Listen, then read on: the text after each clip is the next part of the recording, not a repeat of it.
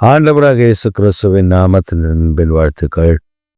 இந்த நாளிலேயும் நம்முடைய தியானத்திற்காக நான் தெரிந்து கொள்கிற வேத வசனம் ஆதியாகமத்தின் புத்தகம் 13ஆம் அதிகாரம் 16, 17.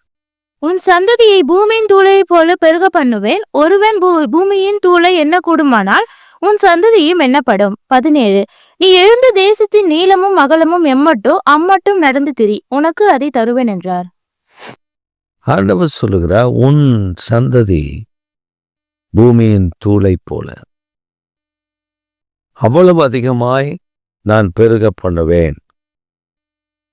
பூமியை நான் எப்படி உனக்கு தரப்போகிறேன் என்றால், நீ அது நீளம் அகலம் மட்டும் நடந்து திரி, அதெல்லாம் உன் சந்ததிக்கு நான் கொடுப்பேன். ஆபிரகாமின் காலத்தில்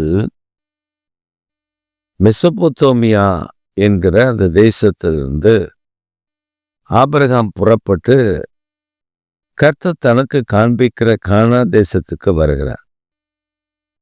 அப்போது அங்கே கானானியர்கள் இருந்தார்கள். அது கானான் தேசம் என்று அழைக்கப்பட்டது. அந்த கானான் தேசத்திற்குள் வந்த பொழுது கர்த்தர் இன்னொரு வாக்குத்தத்தத்தை செய்கிறார். உன் சந்ததி பூமியில் உள்ள மணலை போல தூளை போல இருக்கும். ஒருவன் அந்த தூளை எண்ணக்கூடுமானால் உன் சந்ததியை எண்ணலாம்.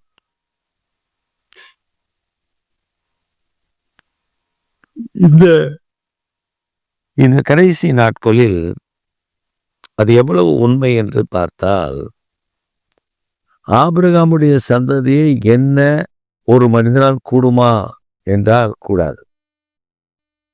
யூதர்கள் எங்கே இருக்கிறார்கள், அவர்கள் எல்லாம் நாம் கணக்கெடுக்க முடியுமா என்றால் முடியாது. காரணம், உலகம் எங்கும் யூதர்கள் பரவி இருக்கிறார்கள். யூதர்கள் மாத்திரமல்ல, 12 கோத்திரத்தாரும் உலகம் எங்கும் பரவி இருக்கிறார்கள். We cannot count them. We cannot track them. We cannot identify them because they had mingled with this world. ஆண்டவர் சொன்னது போல மணலத்தனையாய் பெருகி இருக்கிறார்கள். பாருங்க, எத்தனையோ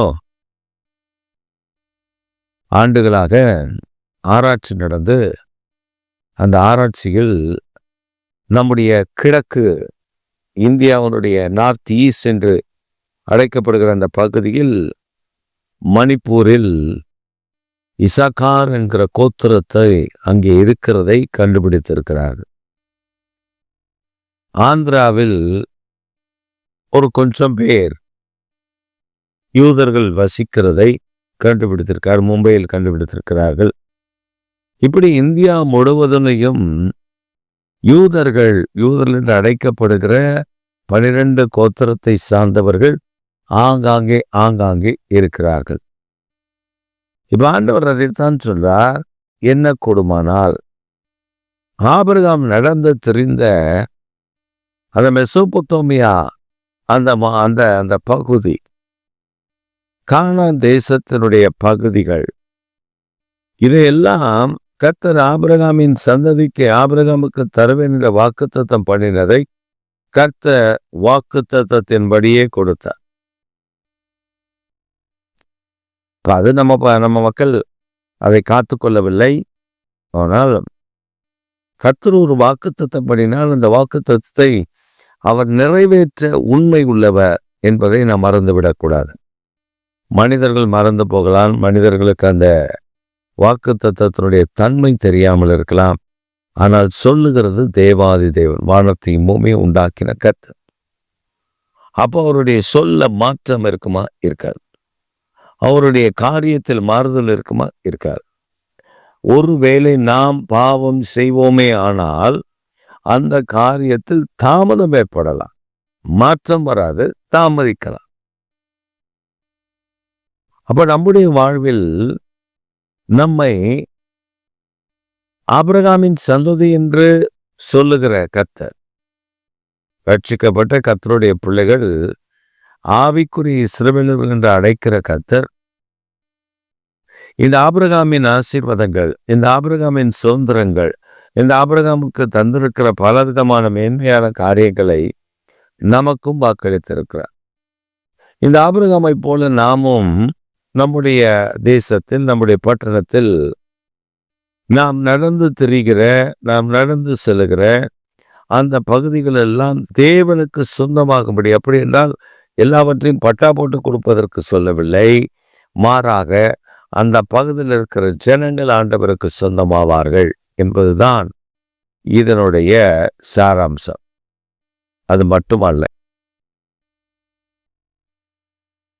ஒரு தேசத்தில், அமெரிக்கா ஐக்கிய தேசத்தில் ஒரு மனிதனை கர்த்தர் ஆசீர்வதிக்க ஆரம்பித்தார். அப்பொழுது அந்த மனிதனுக்கு ஆசீர்வாதங்களை கர்த்தர் எப்படி தருகிறார் என்றால், ஒரு வாக்குத்தத்தம், அந்த வாக்குத்தத்தத்தை அவருக்கு கொடுக்கிறார். அந்த வாக்குத்தத்தத்தை அவர் பிடித்துக் கொள்ளுகிறார். அந்த வாக்குத்தத்தத்தின்படி அவரை நடத்துகிறார். அப்போ ஒரு நாள் அந்த வாக்குத்தத்தத்தில் ஆண்டவர் சொல்லியிருப்பது, நான் உன்னை பெரிய ஜாதியாக்கி உன்னை ஆசீர்வதிக்க போகிறேன். அப்போ அவருக்கு புரியல, பெரிய ஜாதியாக்கி ஆசீர்வதிக்க போறாருன்னா என்ன பண்ண போறாரு அப்படின்னு அவருக்கு தெரியல. ஒரு நாள் அவர் தன்னுடைய ஊழிய காரியமாக பல தேசங்களுக்கு, பல இடங்களுக்கு போய் வருகிற காரியங்கள் இருந்தது.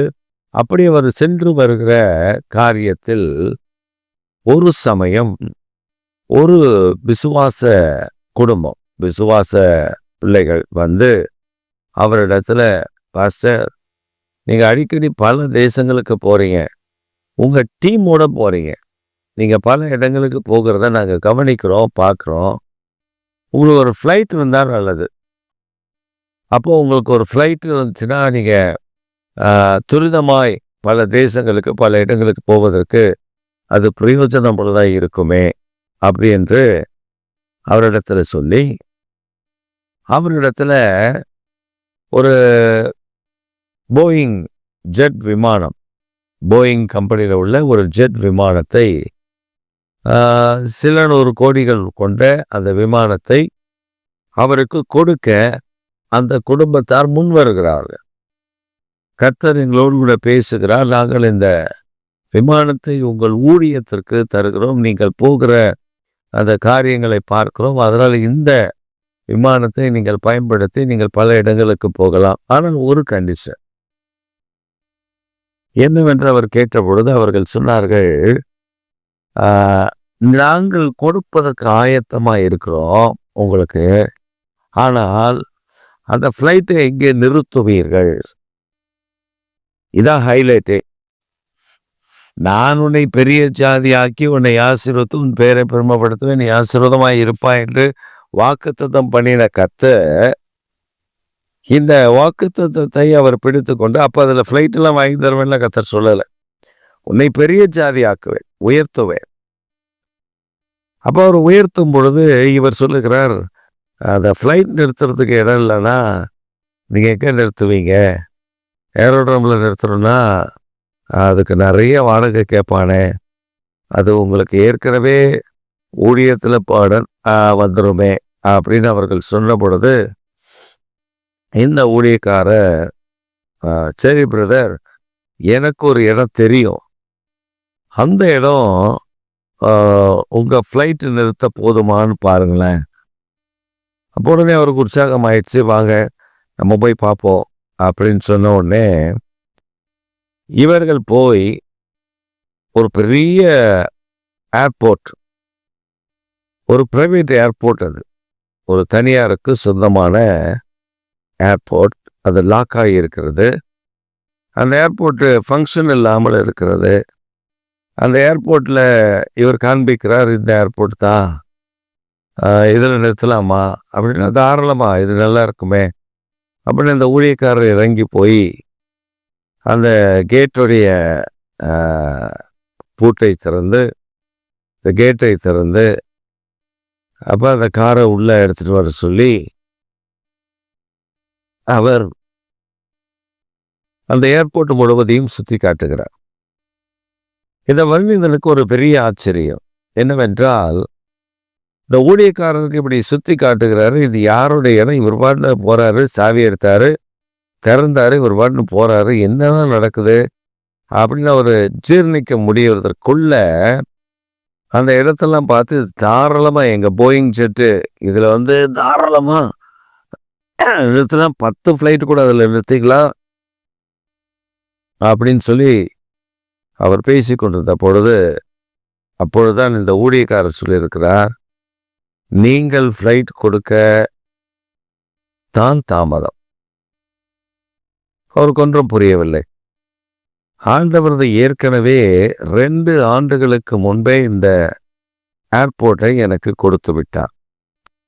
இந்த ஏர்போர்ட்டை எனக்கு 2 ஆண்டுகளுக்கு முன்பு கொடுத்தவர் அவர் உங்களோடு கூட பேசியிருக்கிறார்.